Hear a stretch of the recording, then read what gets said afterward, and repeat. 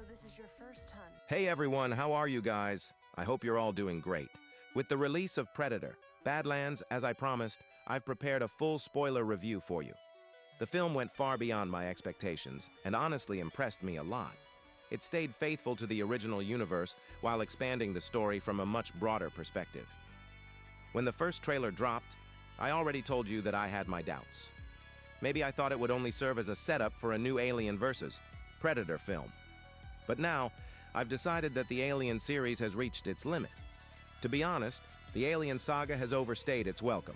We've already seen where the xenomorphs came from and where they're headed. Looking at the new series, the idea of domesticating xenomorphs made the story lose its edge. This universe isn't just about xenomorphs.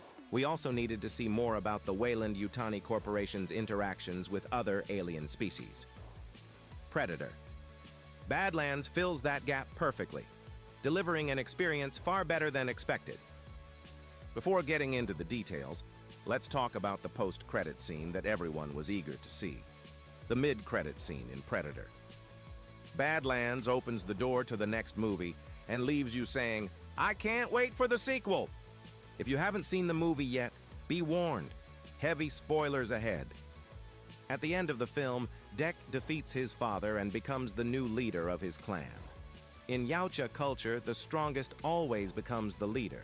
However, right after his victory, another Yautja tribe appears, and when Dek recognizes their leader as his mother, the scene ends. This is a fascinating twist since female Yautjas have never been shown in any of the films before. According to the lore, females are larger, stronger, and more powerful than males. Since males usually hunt to prove themselves, females seem to have been given a very different role, perhaps as inventors or technological leaders. The technology gap between the Yautja from Prey and the one used by Dek in Badlands is enormous. The film is set in the far future of the Predator timeline. Males constantly hunt to prove their worth, while females likely focus on technological advancement. I believe it's actually the females who design the weapons that the males use. That's why they live separately. They only reunite at certain times of the year to continue their species. Male Yautjas are expected to suppress emotions. They cannot form emotional bonds. Maybe the females live apart because they're more emotional or loyal. Dek's father, Norer, was so heartless that he didn't hesitate to kill his own sons. In contrast, the females might represent loyalty and empathy, which makes the possibility of a female-led Yautja revolution even more intriguing for the sequel. So, what exactly does this movie tell us? In Predator, Badlands, we finally learn why the Yautja travel to different planets to hunt. If you've seen the older films, you'll understand why this story was necessary. In the Predators movie, scientists capture a Yautja and call it a predator, but others argue that predators hunt to survive, while Yautjas hunt for sport. This movie corrects that misunderstanding. It shows that Yautjas hunt for survival as well. The director clearly wanted to respond to earlier films that disrespected the lore. In those older movies, they even claimed that Yautjas shared DNA with humans because of an ancient hybridization, which Badlands completely ignores, staying true to the original mythology. The Yautja rule is simple. The strong survive. The weak are exiled or killed. Dek's brother Quay doesn't want to kill him, but their father, being the clan leader, refuses to tolerate weakness in his bloodline. When Quay tries to protect his brother, their father kills him instead. This tragic event triggers everything that follows. At first, Dek is inexperienced and physically smaller than others. To prove himself, he decides to hunt Kalisk, a creature so terrifying even his father feared it. Dek refuses to give up, believing he can overcome anything through determination.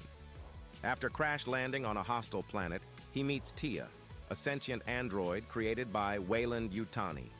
Without her help, Dek would have died within minutes. The movie then becomes a story of growth. Not just physical, but emotional. For the first time in the Predator universe, we see a Yautja forming a bond of empathy. Tia's advanced programming allows her to understand living beings and form emotional connections. Her influence transforms Dek from a cold, instinct-driven hunter into a thoughtful, empathetic warrior. The two face deadly creatures together, and every encounter has meaning. Each species they fight plays a role in the final battle. Later, another android named Tessa accesses Tia's memory and witnesses Dek's past, his brother's sacrifice, and the cruelty of their father. This revelation changes Tessa, making her defy her orders just as Quay once did. Both Dek and Tia's journeys mirror each other's pain and redemption. Dek realizes the importance of empathy and sacrifice, concepts foreign to Yautja culture. Through Tia's actions, he abandons the traditional Yautja philosophy and becomes something entirely new. The film even reveals that one of their small alien allies is actually Kalisk's offspring, adding emotional depth to the story. In the end, Predator. Badlands is about evolution, both physical and moral. A selfish predator becomes an empathetic leader. The character development for every main figure is strong and well written. The action, pacing, and humor are all on point, and the visual effects are stunning. Dek's journey from failure to strength, adapting to his environment, building his own weapons, and defeating the Weyland-Yutani synthetics, perfectly captures the spirit of the Predator franchise. It's easily one of the best interpretations of the series' core philosophy: survival, honor, and evolution. The film also connects beautifully with the alien universe. Weyland's obsession with immortality continues. He once told his creation, David, "You will never age, but I will." That desire led the company to experiment with biological regeneration. Kalisk's healing ability becomes crucial here. Although the creature dies, its DNA may later be used in the Alien Resurrection timeline to bring Ripley back, since that movie takes place 200 years later.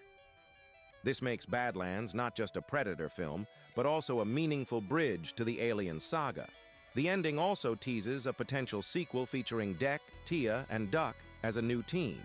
In the animated Predator, Killer of Killers, we saw champions from different eras who once defeated Yautjas gathered on Yautja Prime, including Naru from Prey and Dutch from the original Predator. If they are ever released, a massive civil war on Yautja Prime could erupt. That's the most exciting part. A Yautja revolution may be coming. This isn't just about freedom for the champions, but also liberation for the Yautjas themselves, who have long been bound by tradition. Predator. Badlands isn't just a standalone film. It's the final piece in a trilogy alongside Prey and Killer of Killers, paving the way for a brand new saga. That's all for today, my friends. I hope you enjoyed this review. Take care of yourselves, and don't forget to stay tuned.